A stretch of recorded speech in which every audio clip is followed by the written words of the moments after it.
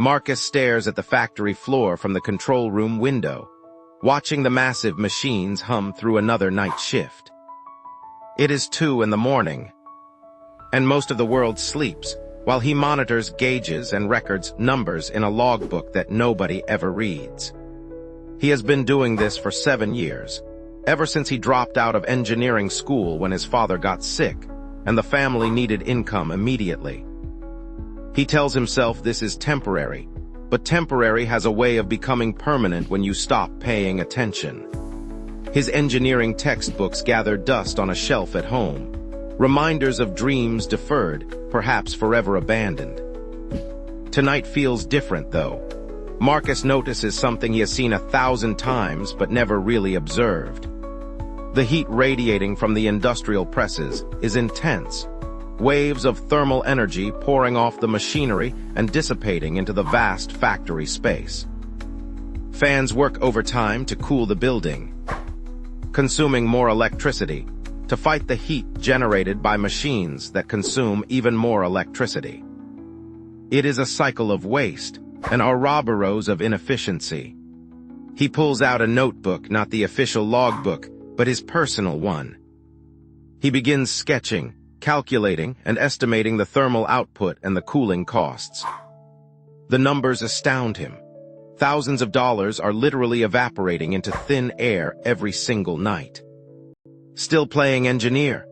The voice belongs to his supervisor, Derek, who appears behind him with coffee and condescension in equal measure. Derek has managed the night shift for 15 years and takes pride in running a tight ship that follows every protocol exactly as written. Marcus closes his notebook quickly, just thinking about efficiency improvements. Derek laughs, not unkindly but not encouragingly either. Marcus, we have actual engineers with degrees and fancy software for that. Your job is to watch the machines, not reinvent them. Stay in your lane. After Derek leaves, Marcus feels the familiar weight of his circumstances pressing down. Derek is right, isn't he? Who is Marcus to think he can solve problems that trained professionals haven't addressed? He is just a night shift worker with an incomplete education and a notebook full of half-formed ideas. But the heat keeps radiating, and the waste keeps happening, and Marcus cannot unsee what he has seen. Weeks pass.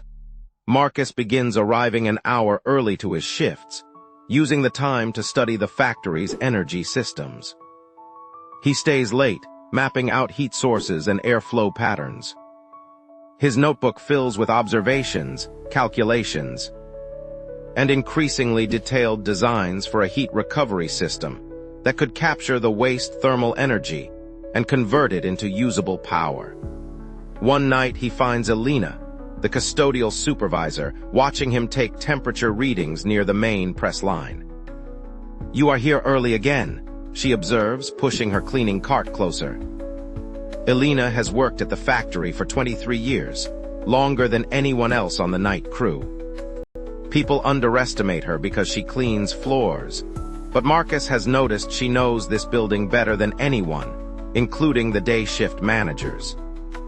"Just curious about something," Marcus replies, expecting another version of Derek's dismissal. Instead, Elena surprises him. "The heat waste. I have been watching you measure it for weeks now. You have an idea, don't you?" Marcus hesitates, then decides honesty costs nothing.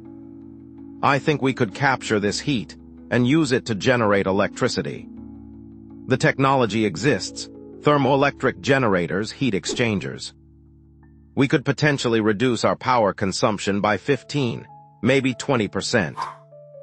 But I am just a control room operator. Nobody is going to listen to me." Elena nods slowly, then shares something Marcus never knew. 20 years ago, I suggested a change to the cleaning chemical mixture we used. Said we could get better results with less product, save money, and reduce the harsh fumes. My supervisor told me to stick to mopping, so I did. Last year, the company hired consultants who recommended the exact same change I had suggested. Cost them $50,000 to learn what I could have told them for free. She meets Marcus's eyes directly. The question is not whether they will listen. The question is whether you will speak.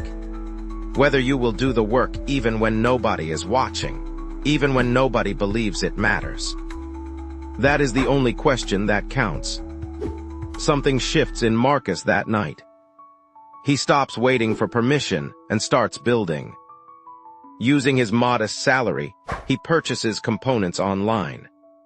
In his home garage, he builds a small-scale prototype of his heat recovery system. It is crude, assembled from salvaged parts and off-the-shelf materials, but it works. The demonstration unit successfully converts heat into a measurable electrical current. He documents everything meticulously, creating a presentation that shows not just the theory but also the practical application, cost analysis, and projected return on investment. He does this during his lunch breaks, in the early morning hours before his shift, and on weekends when he could be resting. 3 months later, Marcus requests a meeting with the plant manager. Derek tries to discourage him. You are going to embarrass yourself. These people do not have time for night shift workers with hobby projects. But Marcus thinks of Alina's words. He thinks of the 7 years he has spent watching waste happen, telling himself he was powerless to change it. He requests the meeting anyway. The plant manager, Catherine Walsh, is a no-nonsense woman who has spent 30 years in manufacturing. She agrees to 15 minutes, clearly skeptical. Marcus brings his prototype, his calculations, and his observations from thousands of hours on the factory floor. He explains how the night shift gives him a unique perspective, how he has watched these machines through every temperature variation, every seasonal change, every production cycle. He knows their rhythms, their inefficiencies, their potential in ways that daytime engineers, visiting for brief assessments, never could. Catherine examines his prototype, reviews his numbers. Her 15 minutes became 30, then an hour. She asks detailed questions. Marcus answers them all, backed by months of careful observation and research. Why did you do this? She finally asks. This is not your job. Nobody asked you to solve this problem. Marcus considers the question. Because I was here, because I saw it.